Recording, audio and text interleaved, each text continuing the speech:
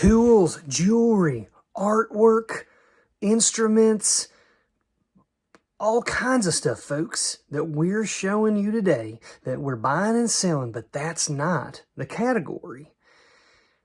What is? Well, we're going to show you, but you got to stick around. I promise you will not be disappointed. Maybe you know it already, maybe you don't. But if you don't, you should definitely check it out. Let's do it.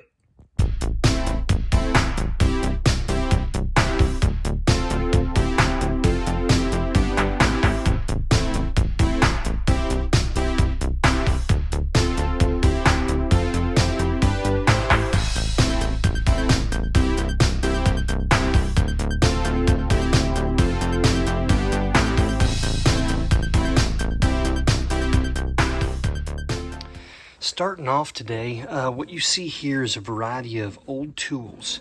We have various chisels, some with handles, some without, some old hand planes, some other types of spoke shaves and other cutting tools, as well as this, which is an old courier's knife that someone would use with an animal hide to kind of scrape it and things. It's a very long blade.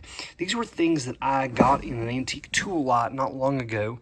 I tried to listen to a variety of these in a lot together and they didn't sell. And so I've got to adjust my strategy. So now I'm trying to sell these individually. I only mention this because sometimes it can go either way. Maybe you have an item or a few that have been sitting in your store for a while and haven't sold. Maybe it's time to try to pull out similar items and sell them as a lot. Alternatively, if you have a lot of items, maybe there are buyers interested in these items, but they only want 2 or 3 and not the whole thing, in which case maybe you need to break them up. And so, I employ different types of strategies for a variety of categories of items. And today, I've let this sit for about a month and a half. So now I put these out. I'm going to list them in the store individually and hope to kind of move some of these. The good news is I've already made all of my money back off of this antique tool lot and am in profit. So anything that sells now individually, I can wait on to get a good price and my cost of goods are already taken care of. Well, today, folks, we've got a variety of items that we're going to talk about in different categories. We're going to get through some of this stuff first, even though it's not going to blow your socks off most likely, but it's going to give you an example of things that we pluck when we get things like big jewelry lots and other kind of random things. And then we're going to get into the very specific category we're going to talk about today, which I'm still going to make it a teaser. Can't get to it till it's time. But essentially, you can see we've got some costume jewelry pieces laying out. I've put some out just so we can talk about them for a moment. Here are a couple of brooches, and these, what we're incorporate rhinestones and also enamel and some different metal. Here, you can see this one, condition issues a little bit. However, it is old, and in fact, inside here, right underneath of the pin, it says Austria. So this is something that was made in Austria for either for export or even for people who wear jewelry there. Here we have a couple of bangles, and these are tested positive for bakelite, which is an early form of plastic. They made a variety of things, including jewelry, out of that, and there's a collector base for those. Right here we have a little container. Unfortunately, it's scraped up real bad. I hate that, doggone. But it says La Genese, and this is like a little old powder box, a little powder container. If I open it up here, you'll see there's a mirror, and there's still some rouge, some red powder in there, in the little powder piece. Ones that aren't damaged like this can sell for $35 to $40 a piece, believe it or not. I'd be happy if I got 20 or 25 out of that, given the condition of it. And then I set aside a handful of earrings. We got a very large lot, somewhere around 60 to 70 pounds of costume jewelry that we had to sort through in the last week. And here, all of these are just some nuggets. I recognize that they had some value or age to them, and that's why I pulled them out. This is by no means all of the good stuff, but it's some. On the back here, you're going to see some letters, and it says KJL for Avon. You may be familiar with Avon. Avon is a is a pretty well-known costume jewelry brand. KJL stands for Kenneth J. Lane, a little mid-level to upper-level boutique, I would say more of a boutique costume jewelry brand. And apparently there was a series of pieces that KJL made for Avon, and they're specified as such. And then we have some earrings here. These are little, wow, they're tortoises. And you got some faux turquoise here, and like a kind of silver color motif, but you'll discover if it's turned over on the end. Well, I got it upside down, don't I? You'll see that it says Trifari right there. If it will zoom in for me, doggone. There we go. Boy, it's having trouble. Trifari. And so, there's collectors for that brand. Here's some more, kind of nothing super fancy about those necessarily, but when you look at the back, it says Signer, and Signer is a costume brand that sells decently and has a good customer base. Here was one I was not terribly familiar with, a necklace, and if you look at the clasp here on the back, you're going to see a brand. See if I can get to focus.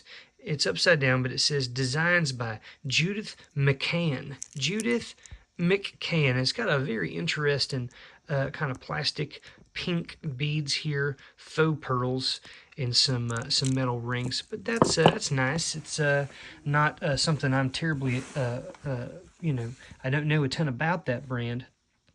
So we're going to look. Here's a fun little, it's shaped like a hand fan, and it's got a nice little woman there, and she's holding the fan herself and fanning herself. And this is just a little old brooch, isn't it? Gold tone. I don't think that there's any precious metals, but I think it's an interesting look and somewhat unique. I was very excited when I opened up this and to discover that it said an Eisenberg original. Eisenberg, well, that stuff brings in some good money, or at least has for us in the past. And if I pull this up, you'll see this, and I think I got it upside down. It's more like lips. And these are beautiful red, ruby red rhinestones. The mirror is in the shape of lips. And if you pull it over here, beautiful kind of design on the back. And then in the very center, you'll see that it says Eisenberg Ice, and it has a patent number, 188303. I was happy to discover that these are fairly rare, not a lot on eBay, and they sell for really good money. We're talking, shoot, $80, $100, something like that for this little old mirror, if you can believe it. And it's in the original case, so I'm quite happy about that. I also pulled out some of these old cufflinks here, as you can see, and I sort of knocked them over as I was showing you some stuff. But these came in a little baggie, and you can see this is kind of beautiful, like a faux pearl on the front, little kind of like a turquoisey color here. And they snap together in the middle, so you can pop them out, and then they can put them on each cuff. And I have, depending on what they are, I have sold ones like these that snap together for as much as $25 for a pair before in my time. And so that's why I feel like these have some value. Here are some a little bit older. These would be considered shirt studs. They would go down inside of the little buttonholes on a shirt, and they press in. They've got a spring action here, as you can see right here. But these are made of, they look like brass, but they incorporate a little glass piece, maybe hard plastic. It's fairly heavy. I think it's probably glass. And they are little cameos. You got a blue one for one side and a pink one for the other. Moving on, we have some other pieces that are, this is definitely older. It's a brooch that incorporates rhinestones made out of brass, heavy copper content. And you can actually tell by looking at the end of where this pin goes into right here, this little hook here. That's indicative of older pieces of jewelry. And this sort of crude rivet construction in the back, just a straight bar brooch.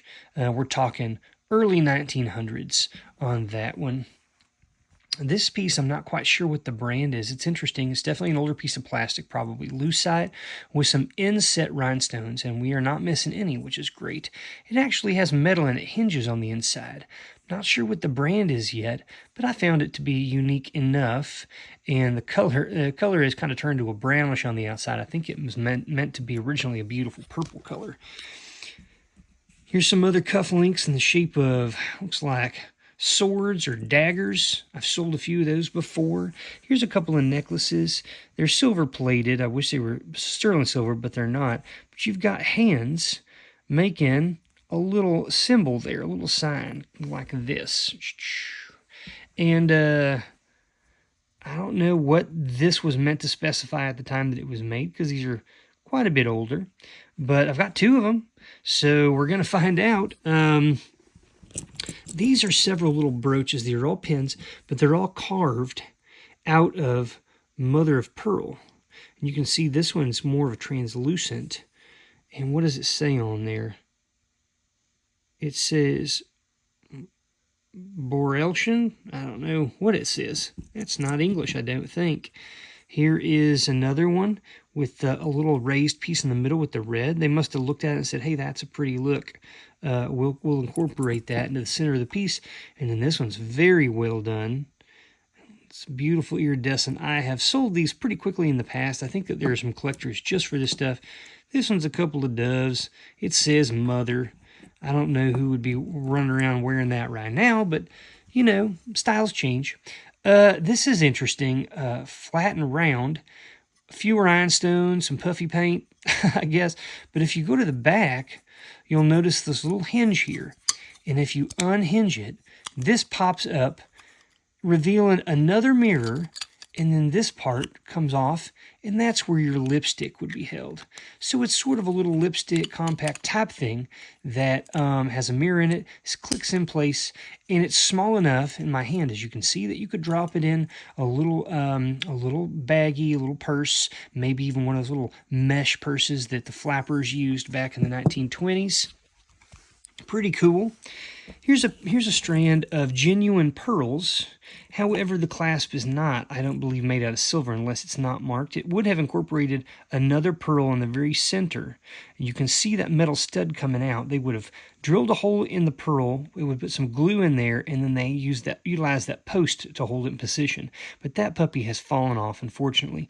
If I could find another pearl of this luster and rough size, I could do that myself. I could drill a little hole and put that back and redo it. However, for something that it doesn't even have a silver or a gold clasp, the quality of these pearls is probably not enough to warrant that kind of work. Although I do like to do restorative work on jewelry and art pieces when I get a chance, in musical instruments. I just like repairing things if I can. Here's a cool little pendant. This is, even though it's a flat color, it is a genuine turquoise. And this is obviously a little cross pendant, and it is made of solid copper here. And so it's quite bendable and malleable. I'm going to try to keep it from bending too much. If I can find just a copper necklace, a chain that's not too thick a gauge, I'll throw that on there just to sweeten the deal and make it more attractive. Here's a pendant as well that utilizes some cut or etched glass, sort of medallion here, prong settings around to hold it in place. And you can see on the back, it's a relief. It's concave on the back where it was etched. It's flat on the front, and that achieves this really cool looking three-dimensional look. If I find a really good, something of the same color, some bright colored, maybe gold-plated necklace, I'll throw that on. And then here's a nice little thicker gauge chain bracelet. Boy, I wish this was solid gold. Whew.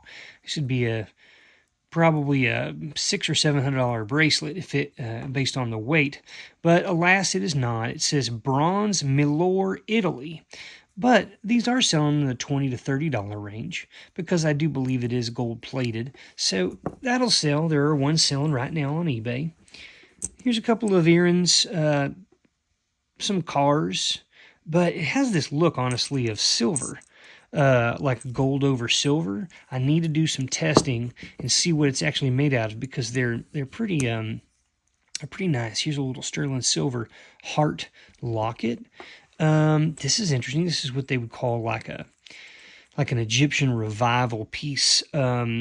Beautiful colors. Is it not? With a woman there holding something over her head, a little bowling ball. I doubt it. I don't think they were bowling in ancient Egypt. Of course, I could be wrong.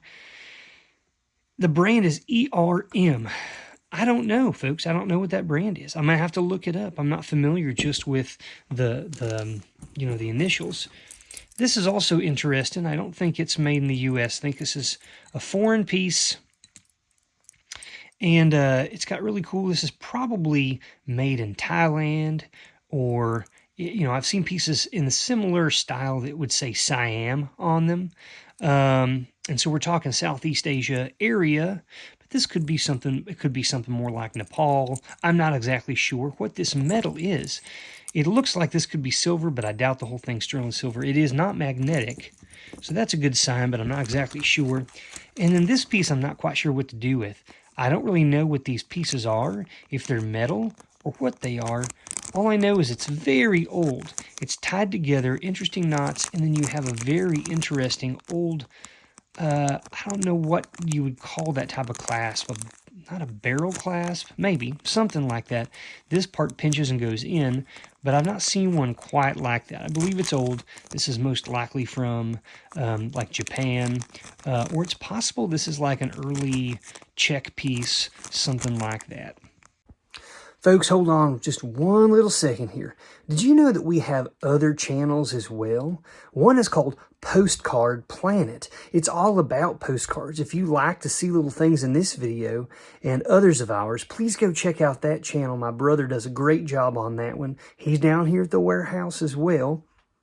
And then also our sister channel, What Sold. All we do is show you stuff that we have in our eBay stores, and we show you stuff that's sold within the last couple of weeks. We tell you what we paid, where we got it, how much we sold it for, and a little information to help you out in the future. If you haven't checked it out, please do so. Subscribe if you can to those as well. It helps us all out and gives us the ability to do this more and more. Thanks, cousins. Moving over here, you'll see a bunch of stuff that came in the thrift store buyout we did recently. These are all large, heavy pieces of brass. And I believe that a good amount of these originated in India. Excuse me for that little dinger. This is, and some of them still show signs or still have the stickers on them that say India. I see these a lot at thrift stores individually. Here's a nice one. It's almost shaped like a little lamp or a little gravy bowl here. Here's one that's like a little container that has a little duck on it. You can see right there's a sticker, made in India. Here's one, a little bowl that incorporates holly. So this could be like for Christmas time, maybe a little spoon with it as well. Rimco from India. Here's a little holder. You could set it down, obviously, put things in it. Or it's got holes here so that you could actually affix that to a wall and put stuff in it like your keys or who knows what. And then this looks like a little, yeah, it's like one of those. It's very nice. Very cool, like a little bell that you might have at an old motel or something when the desk clerk is in the back. Here's a nice little fan, as you can see, not unlike the little brooch that I showed you earlier, but you can see really cool kind of lacy here in the middle, and if you put her together, I believe there was an indication on here somewhere that I saw that said where it was made.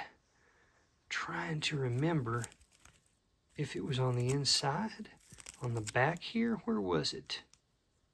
Well, I'm not going to see it now, I guess.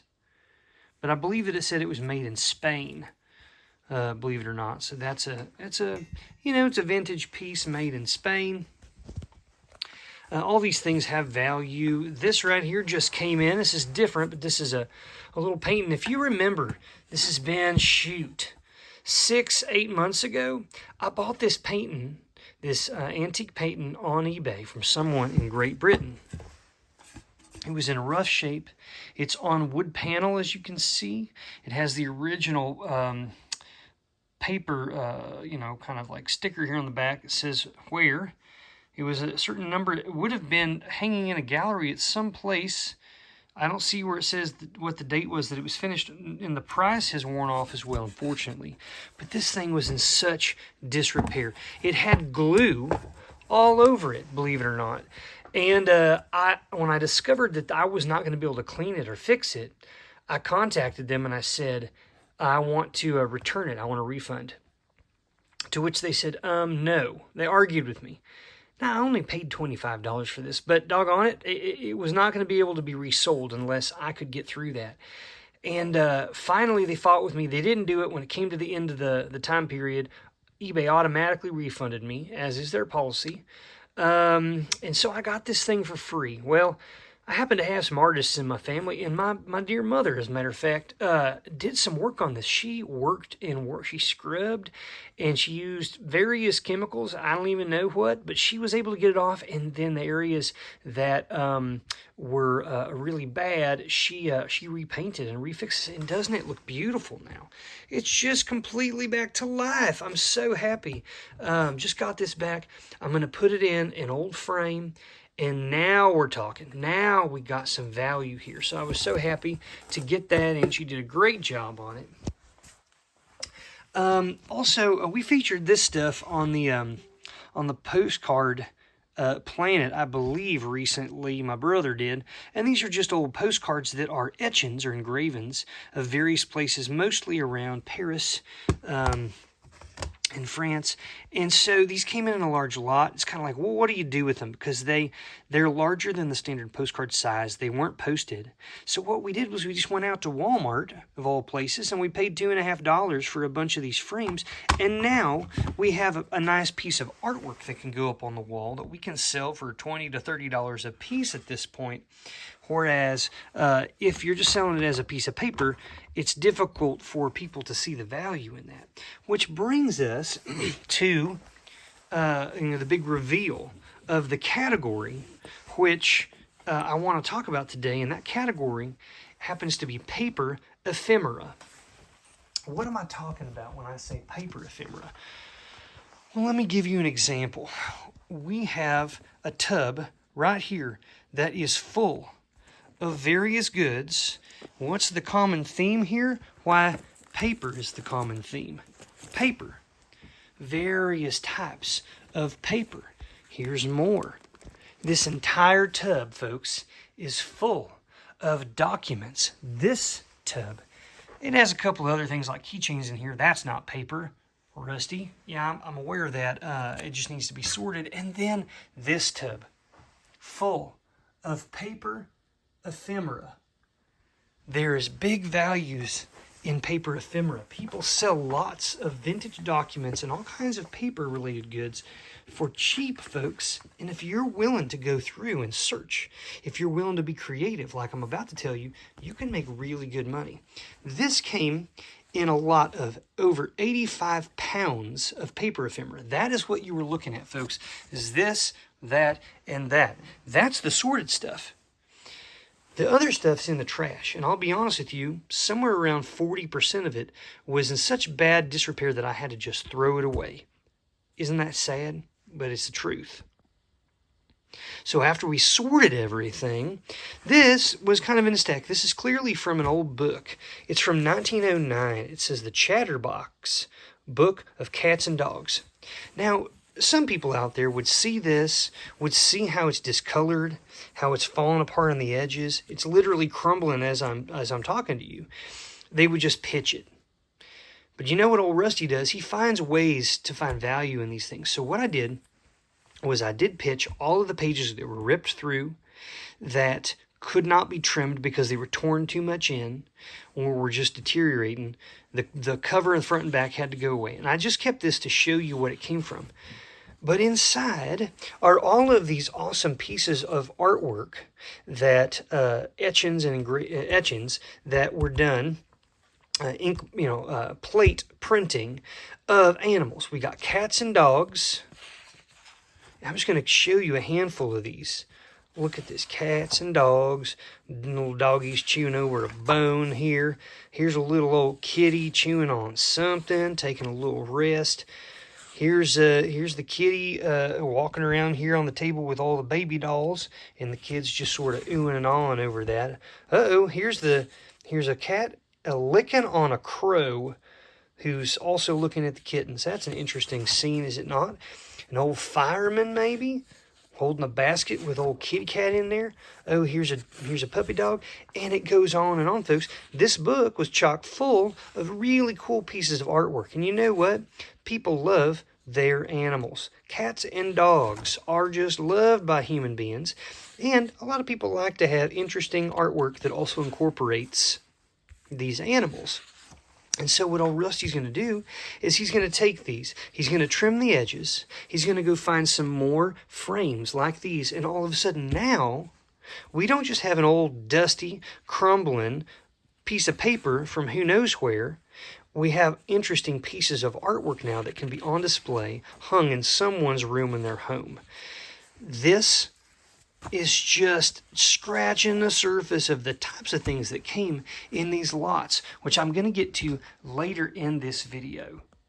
Now keep in mind that one of the most popular things that we buy and sell all the time that also would be in this same genre, paper ephemera, would be postcards. We've got things like real photo postcards, like this, of this, beautiful little stream. Okay, what does that say there? Beaver Creek? Well, I might look up old Beaver Creek.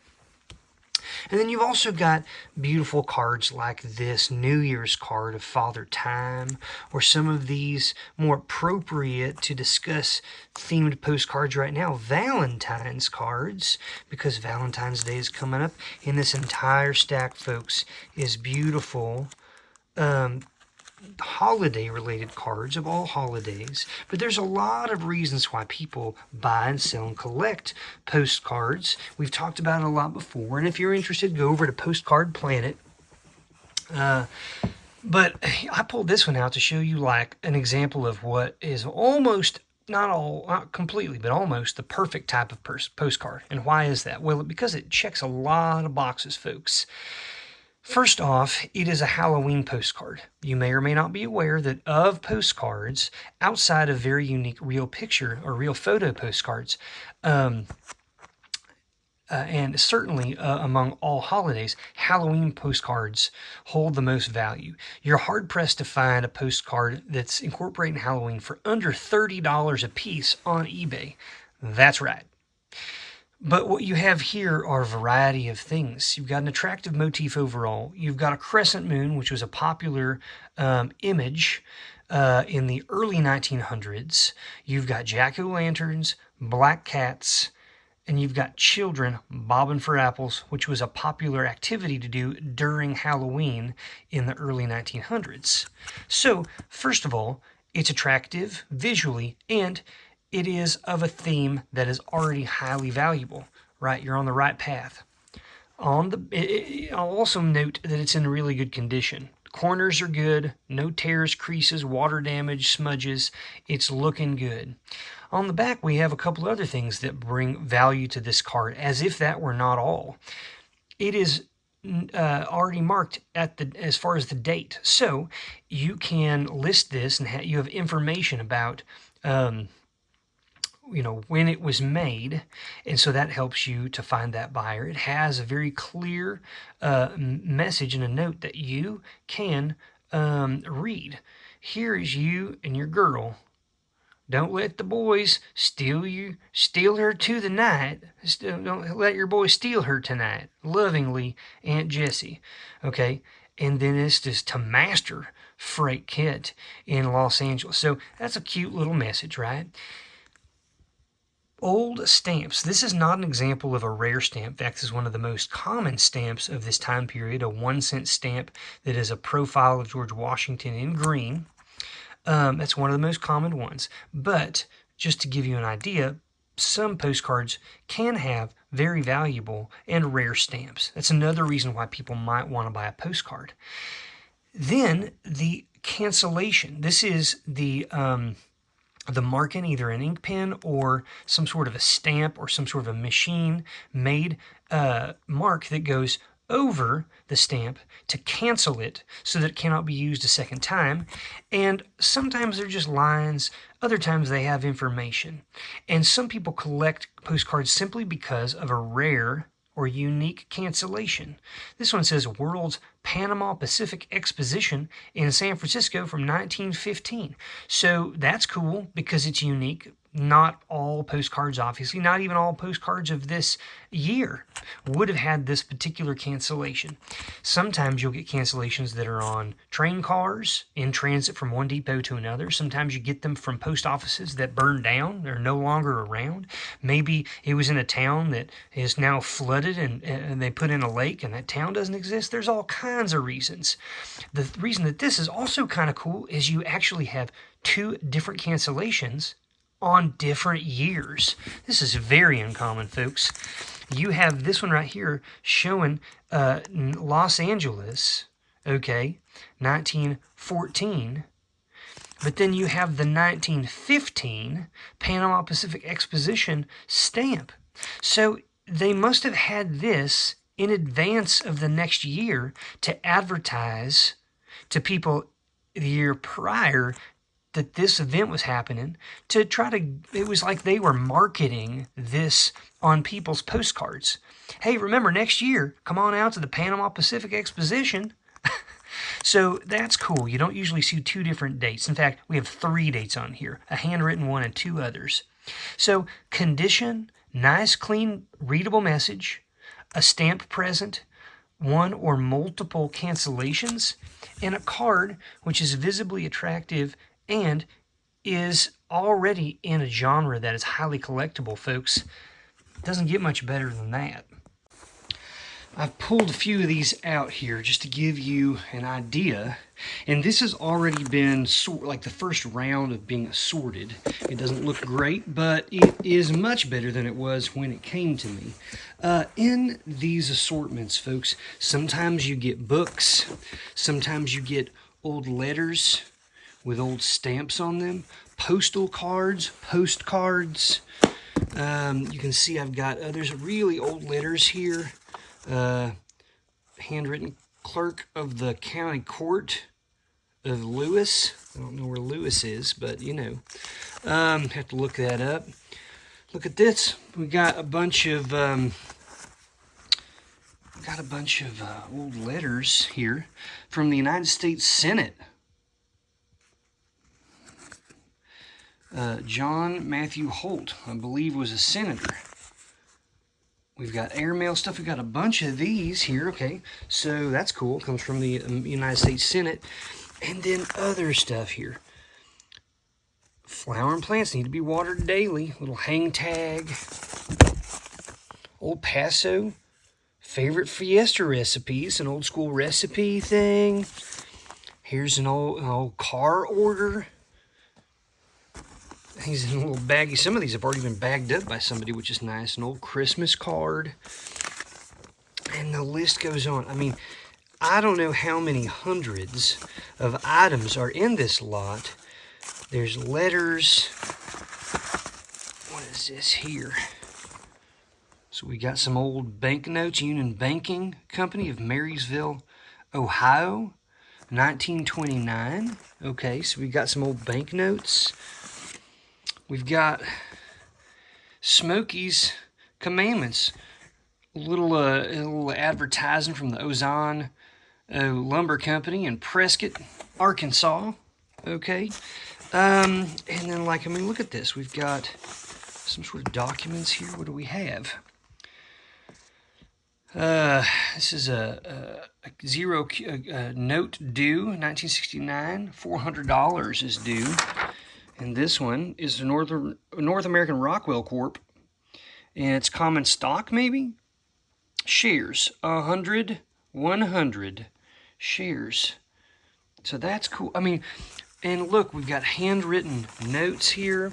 We've got more of, what is this? Livestock Commission. And then the list, folks, goes on. Oh, some cool stuff here. Look at this. Here's another Phelps Scott Road Contractors. 1922, $44 from the Richmond Banking Company of Richmond, Ohio. A lot of this stuff is coming from Ohio, it looks like. The Hartford File. This is a house policy, an insurance policy document from 1919. That's cool. Here's the class of 97.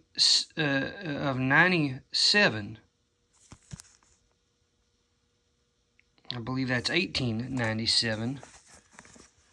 And here we are, Marysville, Ohio again. Here's another receipt, or like a little check. So the list goes on, folks. These are cool. Supreme Court, something here, and I don't know, a jury summons or something like that. Feeling 20 years younger. Fire insurance policy. More. I mean, just just look at this. We're just pulling out all these old banknotes. My goodness gracious. So you don't have to take my word for it here, folks. Paper goods like this do sell. They don't all sell immediately. Sometimes it's a slow burn. It takes a little while. Some stuff flies off the shelf. It's difficult to know. But also in here, sometimes you get little trade cards. Sometimes you get things like these.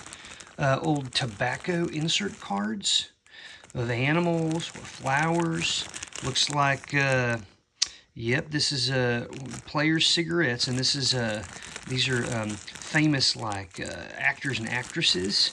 And you got a ton of old negatives, photographic negatives in here, old photographs.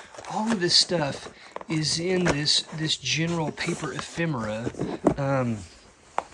genre. And when you buy lots, oh my goodness, look at all these photos, folks. It just keeps it going. Really awesome aerial view, an old area. More photos underneath of here. More photos. More and more, and it goes on and on. Here's a little book.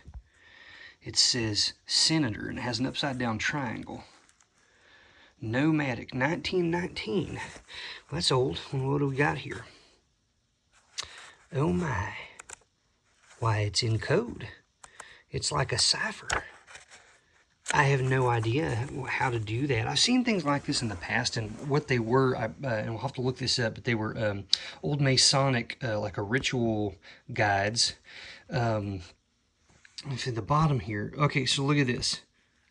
Look at this. Okay, so if you read this back, okay, so go to the last word here, the EHT, it's backwards. You start at the end instead of the front, and you read backwards.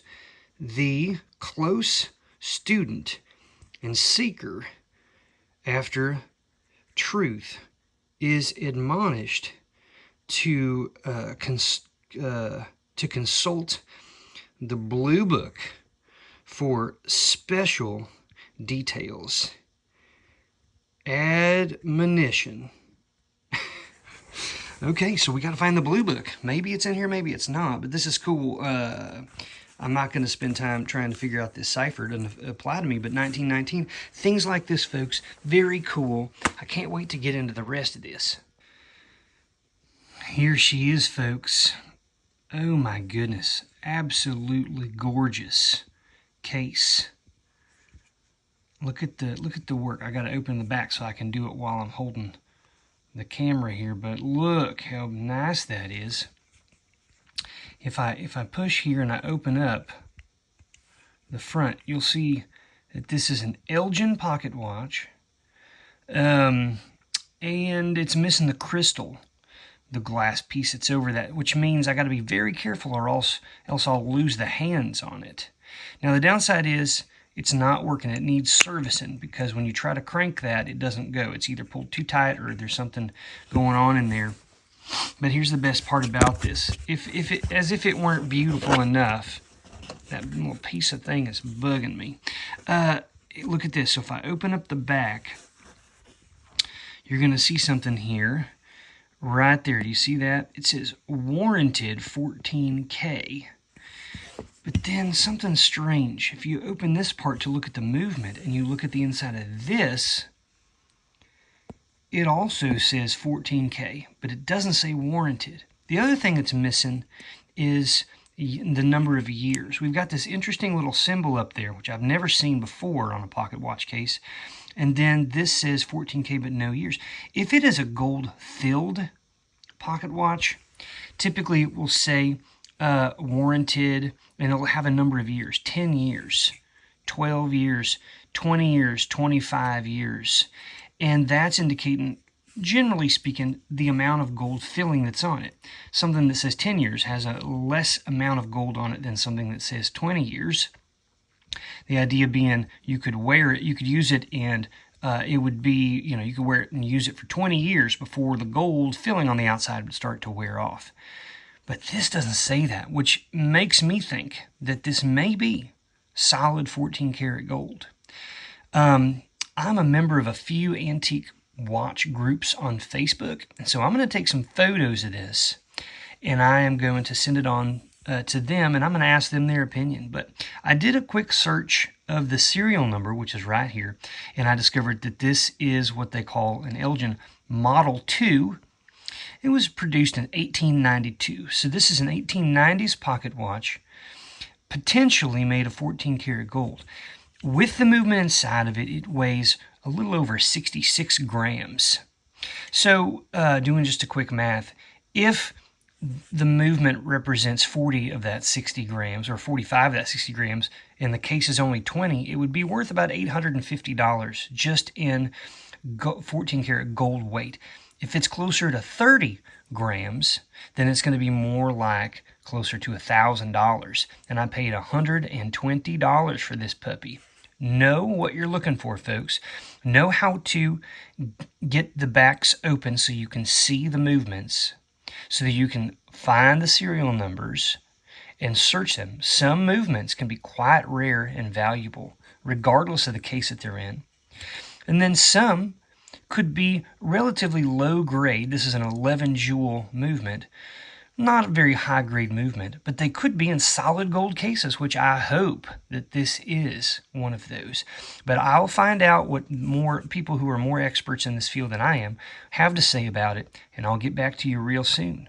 That's all we have time for today, folks, but thank you for sticking around. We got more goodies coming up soon. We got a bunch more postcards coming out. We've got a couple of estate sale and antique stores that we know we're going to at the end of this week that we have done really well at in the past. So please come check us out next week. We'll have a bunch of that to show you, and maybe you'll learn a thing or two.